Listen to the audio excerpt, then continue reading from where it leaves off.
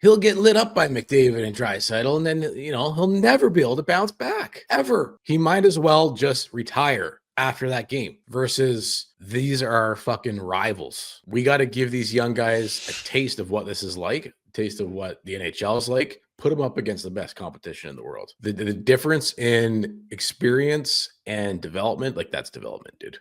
That's development. Going up against the best in the world. No, he's got to watch. He's got to be eating popcorn.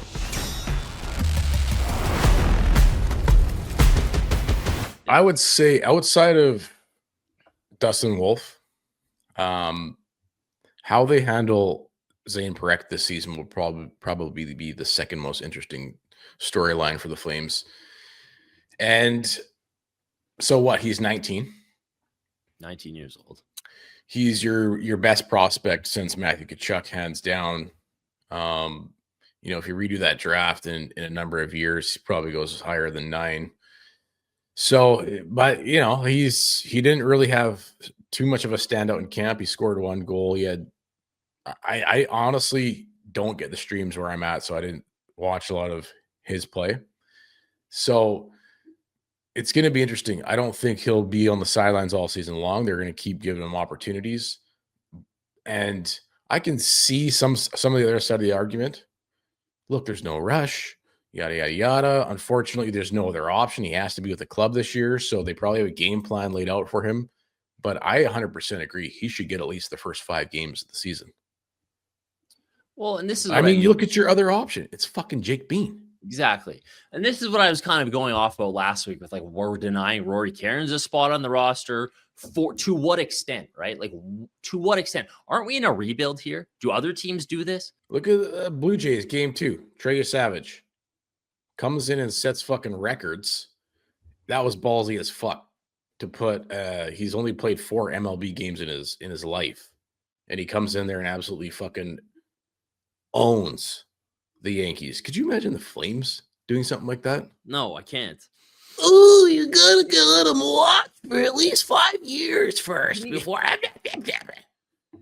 Yeah. His confidence. What if he makes a mistake? And this is exactly what we were talking about. Is like, hey, we understand they want to be careful. We understand development. We understand it better than you people in the media who are telling us. We know. You don't need to tell us. We're the ones who have watched this team closely for our whole lives. We've also watched the rest of the league closely and what top prospects do on other NHL teams.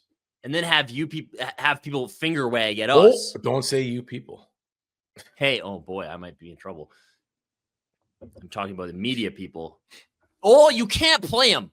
No, Eric Francis. No, he doesn't help your team at all. He doesn't help your team at all. There's zero situation where he will help you. So it's just like, you don't need to feed me this bullshit. You don't need to feed me this crock shit. And to what extent are we denying? We're denying it so Jake Bean can play. He's better than Jake Bean. You look at the preseason. Parek's on the ice for 16 high danger chances for 9 against. He had amongst all defenders. But those nine though. That's what I mean. That's what they were doing. That's what they've been doing the preseason. Good play is like whatever. It's just preseason. Bad play is like, wow. That's what they do with these young kids. It's like all season, this is what it's going to be like. When he fucks up, it's going to be, wow. This is what they did with Wolf. Except he barely had any bad games last year. But anytime he did. Here's a scenario. Here's a scenario to put in the perspective you're saying. Let's say Parekh does start game 1. And the Oilers, they're not off to a flashy start. They got some things to work out and whatever. Let's say Parek's on for 2 goals against. But then Wolf shuts the door down and somehow we squeak out 2 more goals. Whatever. We go to overtime. And it's fucking McGreaser and Draisaitl. But you got Parekh on there in overtime. And you saw this with Johnny and Monty and Brody. That was the deadly combo when they had like the most 3-on-3 goals in the league. You got Parekh on there and he makes an unbelievable play and you win the fucking game. Yeah, sure, he was on for 2 goals, but look what he can do on the opposite end of things. And from sitting in the stands, you're just not going to You're missing out. I agree. Like, if you look at the context of your little spicy little meatball we threw up there, we were saying the same thing about Dustin Wolf. Oh, you don't. People were saying the same thing. Oh, you can't put him against me. He'll get lit up by McDavid and Draisaitl, and then he'll never be able to bounce back ever. He'll be ruined. He might as well just retire after that game. Versus these are our fucking rivals. We got to give these young guys a taste of what this is like, a taste of what the NHL is like. Put them up against the best competition in the world. Tell them, like, the difference in experience and development, like, that's development, dude. That's development. Going up against the best in the world. No, he's got to watch. He's got to be eating popcorn. He has to have popcorn, or otherwise he won't click. Remember when Husko last year? Well, we got him called up, but he's still got to watch a few more games here. Yeah, he doesn't know our system. Finally plays a game in 82. Best player on the ice. He doesn't know our system. He doesn't know our slow it down, slog it style of hockey. He's played hockey his whole life, but our system is very complex. It's so advanced. Meanwhile, Demidov's in Montreal ripping it up. Breaking news coming from Bet365, where we're nailed biting overtime when it's barn burner of a face-off, hat trick, power play, shot on goal, penalty shot in every suspenseful minute in between is amazing. Whatever the moment, it's never ordinary at Bet365, an official partner of the NHL. Download the Bet365 app and use the code NATION to get in on the game. Must be 19 or older. Please play responsibly. But this is what I mean. This is what I'm talking about. This hyper fixation on what if he screws up? Like, what are we doing? Like, how about we're looking at his unique skills? And, obviously, I think the Flames and the management are telling him this. I hope they are. It's like, here's your unique skill set that helps us win hockey games. And you can do the things you do are things only you can do. Instead of, you can't go up against the good players in the league because you might fuck up. Instead of, quote unquote, what the media is saying, putting Parekh in the lineup does not give the team the best chance to win, just flat out. And I mean, just from a perspective, who said that, by the way? That's kind of going around right now. It's just like, you can't expose. And this is what ticked me off so much. Cause like, I was pissed. I'm still pissed that he's not in the lineup probably for tomorrow, but then the spewing started coming out. Well, you can't let him face McDavid and Draisaitl. You can't do that. You can't. Fuck McDavid and Draisaitl. Why do we have this? What is this? What is going on in this city with, like, we're just a bunch of pussies who are like, oh, McDavid and Draisaitl. Oh, you just bend over and let them have their way. Like, no, fuck those guys. Like, come on. This is stupid. They were saying, again, like you said, they said the same thing about Wolf last year. He's going to get lit up. And I mean, to me, this is the opportunity. What are you denying Zayne Parekh? What do you think would be going through his mind having that opportunity, whether he's on the blue line during the anthems or on the bench in that building? That's one of the loudest buildings in the league. It's our rival. It's our number one rival, our provincial rival, who just so happened to have the two best players, the two biggest stars in the entire league. Opening night. That's how you enter the NHL. Because sure, he played his first game in game 82 against LA, but this is the game he's going to remember forever as, like, welcome to the NHL. I remember Kachuk saying, like, what was your welcome to the NHL moment? And he was like, when the Oilers opened up their new rink and they're doing like this passing of the torch thing and McDavid came ripping out on the ice. And he was like, I'll never forget that. He's never going to forget that. And you're going to deny him an experience like that because of, like, oh, he's got his confidence. Like, no, it's stupid. That would mean the world to a guy like Zayne Parekh.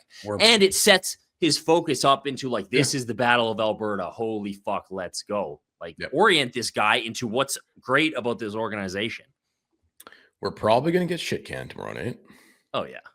But thank God Zayne Parekh was able to watch from the stands. Thank God. Learned a lot. That's just going to further his career exponentially. Yeah. Him watching Jake Bean get walked. And again, he's not even going to be playing against McDavid and Draisaitl. Like, what are we matching him up? Hey, kid, go out, shut down McDavid. Like, he'd be playing on a third pairing. And the power play is probably going to go 0 for 10 tomorrow night. So that'll be fun to watch. That'd be great. It'll be Rasmus Anderson floating bombs in from Well, his that's the feet behind the blue line. I'm sorry to just keep harping on this, but it's like Anderson set the team record for minus last year. And then people turn around and tell you like, oh, Miss Parekh can't play because like his gap control is his gaps at the NHL level are not quite there yet, and it's a liability. It's like, okay, fuck me, dude. But this NHLer that's apparently sought after can go minus 32, and that's fine though, because Fine, it's just a bad year for him. It's not preseason, so.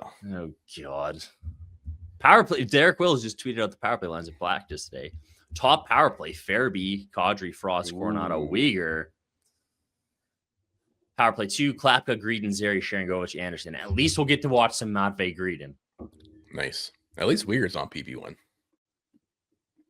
You got to stick with Anderson on PPT though. I'm telling you, only the Flames would put Jake Bean in the lineup on opening night over Zayne Parekh. That is only something Calgary would do. It's the only team in the league who would do it. I guarantee it. Right after the last episode, I think it was, who claimed we sent the boys down on waivers. Solovyov claimed, yeah, by Colorado. Yeah, cup contending team. Good enough for them, but not good enough for the team that is going to have Jake Bean in the lineup on opening night. And then people go, it's not the worst thing in the world. It's not the worst thing in the world for him to sit. You know what? It is the Jake Bean playing over Zayne Parekh in the opening game is the worst idea I have ever heard in my life. 7 years of doing the show, that's the worst one I've ever heard. Heard a lot of bad ideas. So, it's not the worst idea in the world. Yeah, it is. It's the worst idea I've ever heard in my life. And you can quote him. Okay, let's any more Flames? We're just waiting for the season to kick up. Yeah, we're just waiting. Obviously, we're a little fired up. Because of the whole. I mean, it's awesome. Greedon made the team. That's fucking great. He deserved it. Like I said, I think I'm definitely shifted over the last week into like, well, let's have him make the team as reward. He can play in the AHL, but no, I want that kid on the fucking team as long as possible. How sick would it be if he had a fucking great first 10 games of the season and just played the whole season? That'd be awesome. Yeah, I think that would be amazing. That would be amazing. Hey, buddies, thanks for watching. We appreciate it. Also, if you could throw in a like and subscribe, it does help us out with what it is we are doing. And check out more at flamesnation.ca.